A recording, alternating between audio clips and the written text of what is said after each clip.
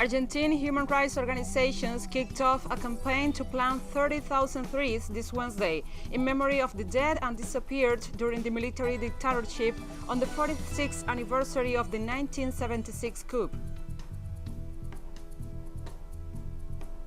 India reported a new variant of the novel coronavirus on Wednesday, described by officials as a double mutant strain. This Wednesday, China published a report on human rights violations in the United States in 2020 and urged Washington to drop its hypocrisy and double standards on human rights issues.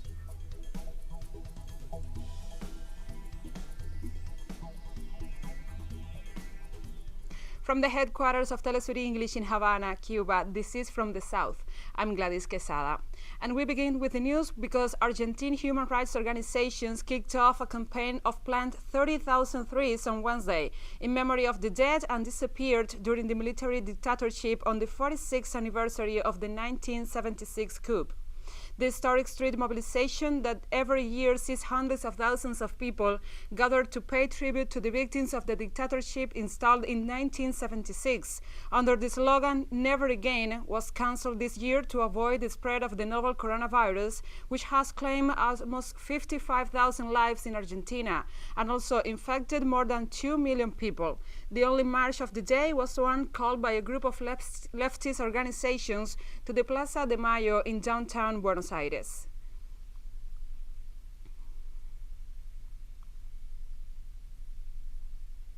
As mentioned, this Wednesday, March 24th, represents the 46th anniversary of the 1976 coup that overthrew Isabel Perón as president of Argentina. The ancient military dictatorship, which lasted until 1983, saw severe repression with 30,000 people disappeared. The United States backed state terrorism in Argentina as part of Operation Condor, saw military and security forces and right-wing death squads in hunt down political dissidents and anyone believed to be associated with socialism, left-wing Peronism, or the Montoneros movement. They were taken to secret government detention centers where they were tortured and eventually killed. The fight for justice continues today, led by organizations such as the Mothers of the Plaza de Mayo, which works to identify children who were born in concentration camps or prison to pregnant, disappeared women, many of whom were given in illegal adoptions to military families and others associated with the regime, and reunite them with their real families.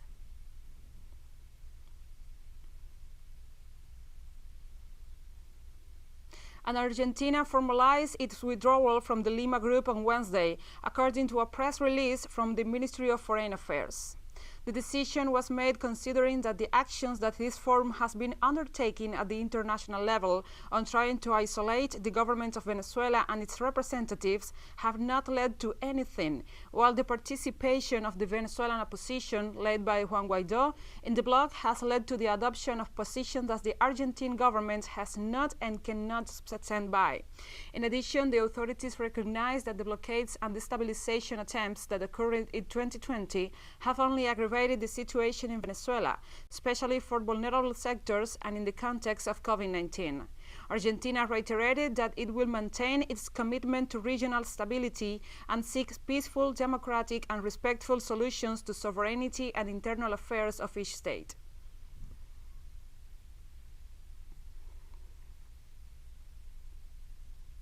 Bolivian President Luis Arce arrived in Mexico this Wednesday to pay an official visit to the country following a formal invitation from his Mexican counterpart, President Andrés Manuel López Obrador. Arce's agenda in the country includes talks of a range of issues, as well as participation on Friday in a major event that pays tribute to the indigenous peoples of Mexico. President Arce is our friend, our comrade, our brother. He is the result of a popular and democratic indigenous movement in Bolivia that proved a new way of ruling, always in favor of the people, especially the poor, the outcasts. And as part of his visit, Bolivian President Luis Arce noted that democracy was recovered in his country thanks to the support of friends such as Mexico. López Obrador, for me in particular, it is a double joy to be here, to be able to share with you the celebration of this important battle. But it is also symbolic for me to come to the country that offered me refuge, to the country that supported our process of change in Bolivia.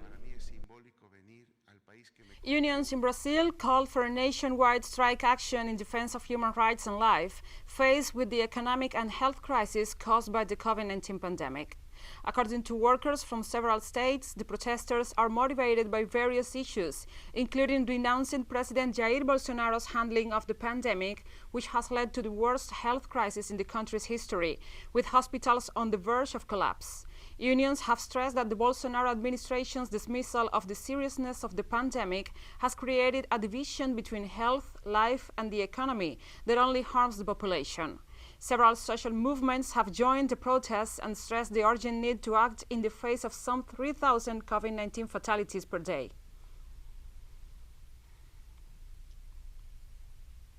In the meantime, President Jair Bolsonaro announced the creation of a national committee to fight the COVID-19 pandemic that has resulted in a death toll of over 100,000 in Brazil.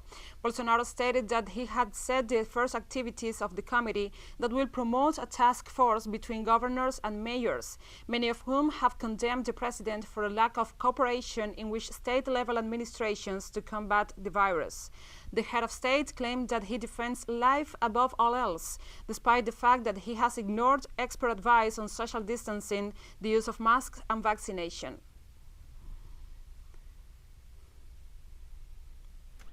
We resolved, among other things, that coordination with the governors will be established with the President of the Federal Senate.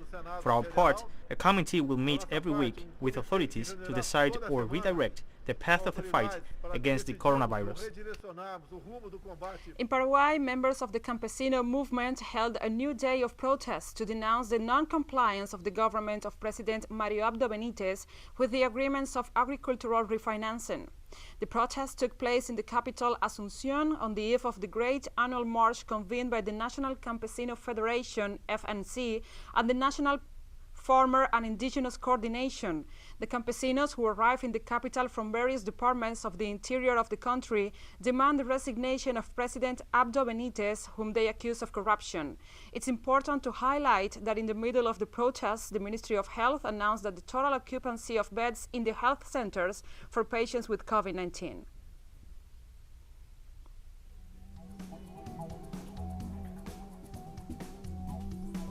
And we'll be right back after this very short break, so don't go away.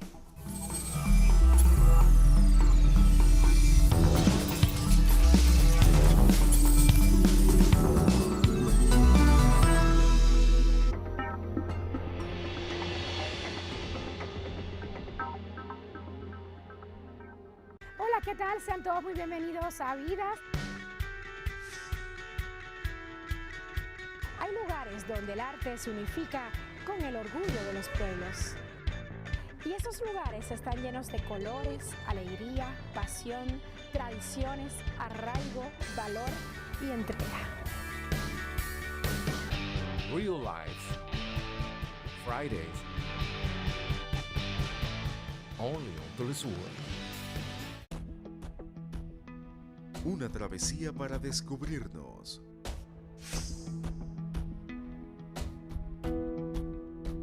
Buscamos conexiones perdidas.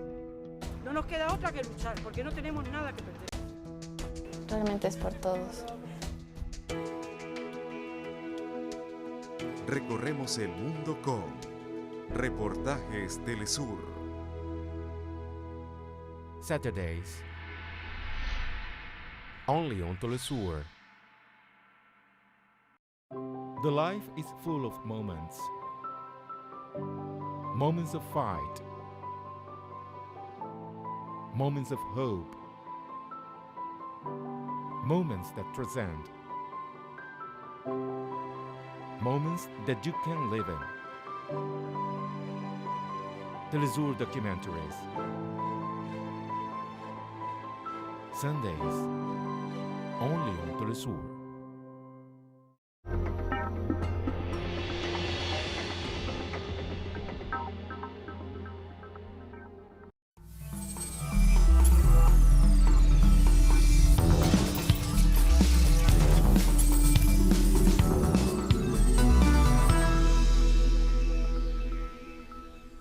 Welcome back to From the South.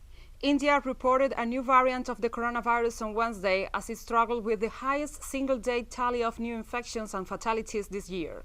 The variant, described by officials as a double mutant, has been found in more than 200 samples in the hardest hit western state of Maharashtra. Epidemiologists explain that the term double mutant refers to an entirely new variant that has the characteristics of two already identified strains.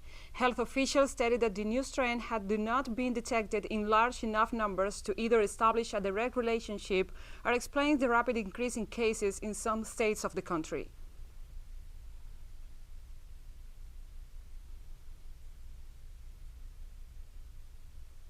Kenyan farmers have conducted research in rural and urban settlements to better understand the impact of restrictions imposed during the COVID-19 pandemic and the way people are organizing to be more resilient. Our correspondent Oscar Epelde has the story. They lost their jobs, ran out of money, and didn't even have enough to get face masks. Sometimes there was no money to pay for the masks, right? We had to adapt to living a lot of things and get by with what we had. Many people were unemployed. They were fired, so finding ways of make a living was very hard. We are survivors. How can we prepare for future pandemics? They don't feel ready for future pandemics because they lack both financial stability and minimal health coverage. There is a new generation sitting, waiting and still depending on our generation. Therefore, it is still worrisome. If it comes, we will die, yes. They created small vegetable gardens and the young raised dogs, rabbits, even goats, and hens in order to have alternative sources of income, but they had to reduce everything to a minimum because they couldn't secure food to feed the animals. Not just for the hens. We didn't have it for us. Lockdown prohibits travel from one country to another. We must recognize the past. We have lived and closed it. Now we must focus on the present that we live. Many of people who live in Madara informal settlements, they are not employed, they are casual workers. So most of them, they were laid out. Nobody wanted them into the house because they consider like COVID is in the slum, because most of the people in the slum did not get the mask from the government. Government should hear this from the people. They never played any part. Because we were waiting for the government to come to the rescue and nobody came. So we organized ourselves locally and we survived the pandemic. What did they usually eat? Cabbage. Cabbage. And what another thing? And rice, and beans, and corn. To ugali. We lived on what we had. If you had 100, you can buy meat and eat rice. We have saved on the managu, the vegetable, little by little. Vegetables such as the potatoes, the beans, that's how we fill up to survive. That is the Office of the Defenders of the Rights of Women, a social movement that organized to ask for help in its network of contact. One thing that I learned also the power of network. Because a lot of friends who came for us as coalition were personal friends and they were able to share and link it with different people. Philanthropic work is not bad, it's good, but it's not sustainable. And it takes away people's power. People's power in terms of holding the leaders into account. Because you find we wanted also people to ask their political leaders who had budget for COVID the support, but they saw us that it's our responsibility to feed them. And then also, despite COVID, people coming knocking my personal space at night, for us the main thing was to focus on human rights and feminist approach in terms of our distribution. Like us, we're also giving sanitary towel, we're also paying rent for other people. We're also like buying beds, the ones the houses were getting to floods. Most of the girls, they were having unprotected sex and getting pregnant because of buying sanitary towels. The government aid was not only insufficient, but there were also disruptions in public services. Already minimal, even the water must be purchased in drums for 20 shillings. The purpose of this study is to analyze what should change in the future and to promote awareness, also to value good practices and empower the social basis so that they get involved and hold the political leaders accountable.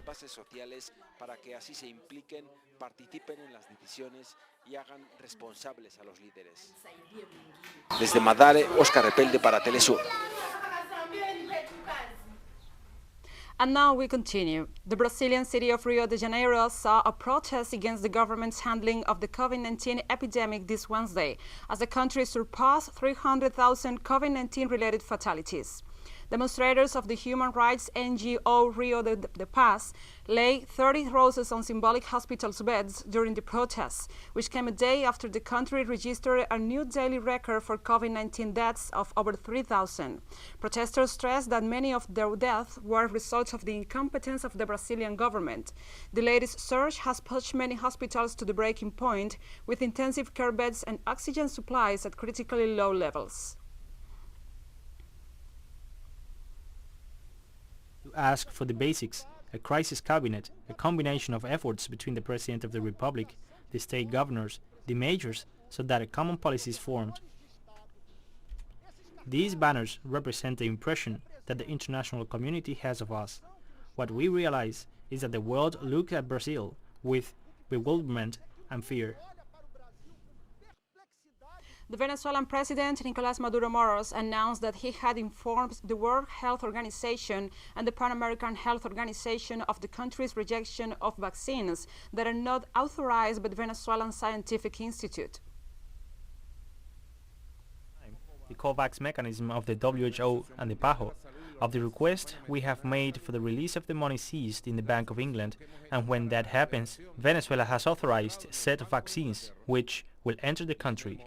No vaccine is going to enter or should be sent to the country that has not been authorized by our national scientific institutes, by the pharmacological institutes, by the health authorities of the country. We are not going to bring in any vaccine that is wreaking havoc in the world.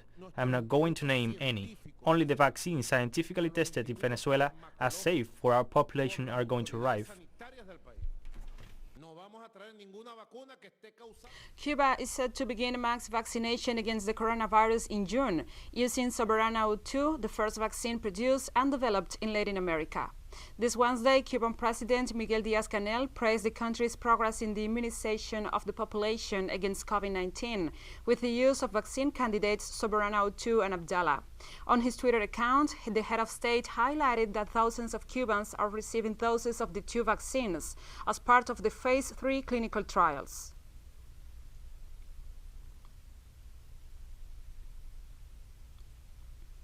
Cuban healthcare workers are among those receiving shots of the Soberana 2 vaccine candidate as part of an intervention study aimed at testing the vaccine on a large scale before its approval. 2 vaccine against COVID-19 in a controlled environment with the aim of immunizing healthcare workers. I am afraid of it because it is not the same to do it to a patient than receiving it. But hey, as long as it is for my own good and for my own society, I'm here for that.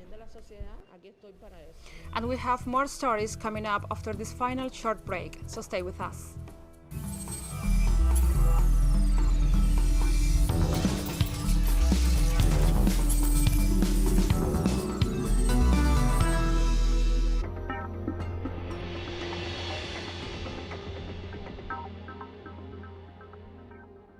Pakistani journalist Tariq Ali analyzes the international media influence driven by the empire, acts as an analysis of political, economic and social life throughout Latin America through our stream and website in English, a critical space committed to truth to determine the conjuncture that moved the world today.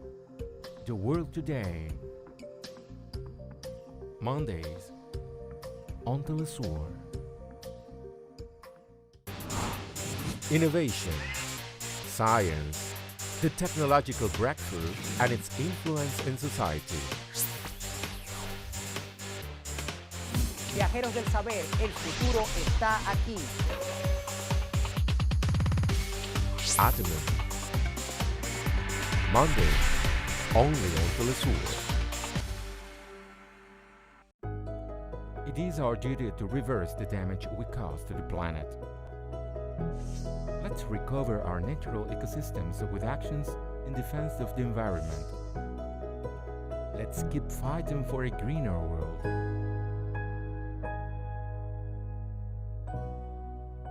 Wednesdays, only on teleSUR. 为了保持身体健康，我冥想。Para mantenerme saludable, yo corro. To keep myself healthy, I study. Για να διατηρηθώ υγιής, τρέφομαι σωστά. Para mantenerme saludable, yo bailo. Para mantenerme saludable, yo purifico mi espíritu a través del cuerpo. ¿Y tú?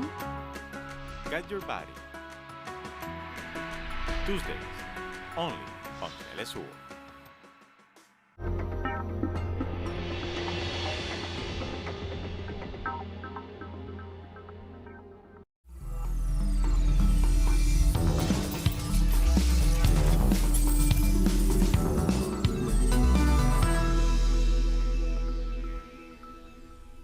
Welcome back to From the South. This Wednesday, China published a report on human rights violations in the United States in 2020 and urged Washington to drop its hypocrisy and double standards on human rights issues. The report reveals the deteriorating human rights situation in the United States, offering detailed data. It makes clear to the world that while the superpower points fingers at other countries and imposes sanctions, Washington's trampling on international rules have resulted in humanitarian disasters.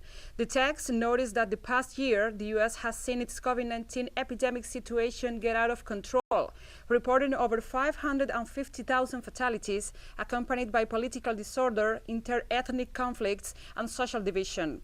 The report also highlights the money-tainted political system of the country, the systematic racial discrimination where 1 in 4 young Asian Americans has been the target of racial bullying, and the growing polarization between the rich and the poor that has aggravated social inequality in the U.S.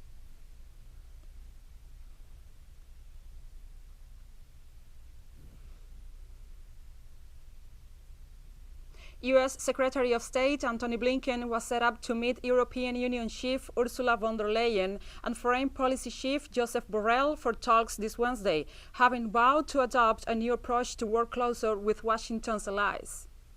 In a wide-ranging speech at NATO headquarters in Brussels on his first official trip to Europe, Blinken tried to mark a shift under President Joe Biden from combative approach of his predecessor Donald Trump, promising Washington will not force its allies to take sides against China. The speech came just days after the United States and the European Union took a first step towards joint action against Beijing, unveiling synchronized sanctions on Monday. The meeting comes a day before Biden is set to join a video summit with EU leaders to press home that the message that his administration wants to rebuild transatlantic ties.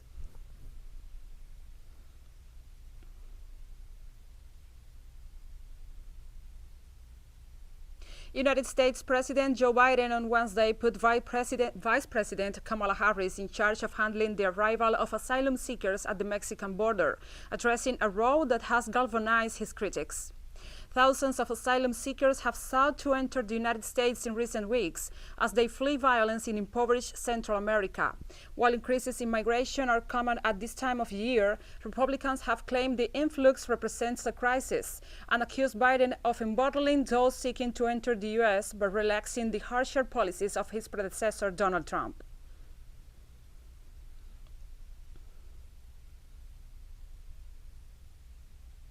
Turkish Foreign Minister Mevlut Cavusoglu told a group of Turkish journalists following a meeting with his U.S. Secretary of State Antony Blinken on the sidelines of a NATO meeting on Brussels on Wednesday that Turkey will not step back from its decision to operate the Russian S-400s.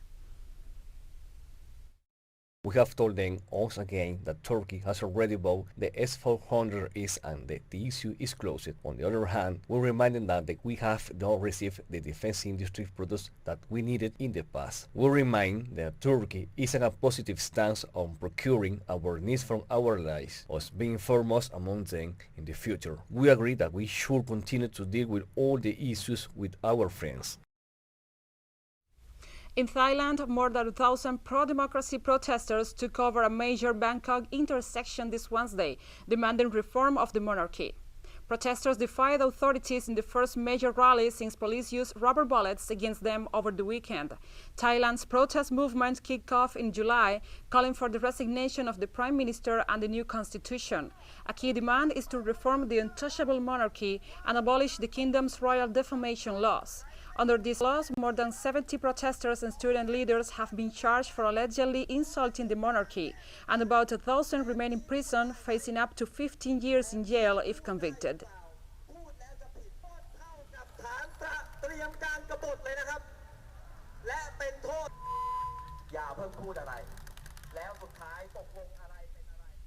And rebuilding of shelters is underway at Rohingya refugee camps in southern Bangladesh, where a devastating fire destroyed thousands of shelters, killing at least 15 people, including children. Volunteers from 8 organizations and refugees were busy on Wednesday, collecting material and constructing shelters for tens of thousands of refugees who were made homeless after the fire. Some refugees have blamed a fence constructed by the government on the border of the camps for preventing their escape during the fire. According to the International Organization for Migration, more than 10,000 families lost their homes. The fire also destroyed thousands of schools, clinics, markets, and aid distribution centers. The UN's World Food Programme said Tuesday over 87,000 people had been affected, with many taking refuge in nearby camps, at friends' shelters, learning centers for children, or temporary transit sites.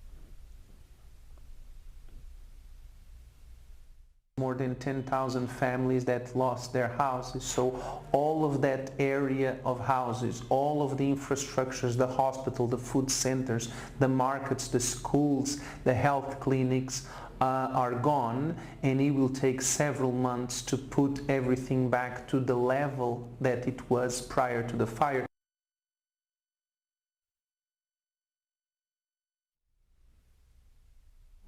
And we have come to the end of this news brief, but remember, you can find this and many other stories on our website at telesurenglish.net. And also, if you feel so inclined, please join us on social media, Facebook, Twitter, Instagram, and Telegram. For Telesur English, I'm Gladys Quesada. Thank you for watching.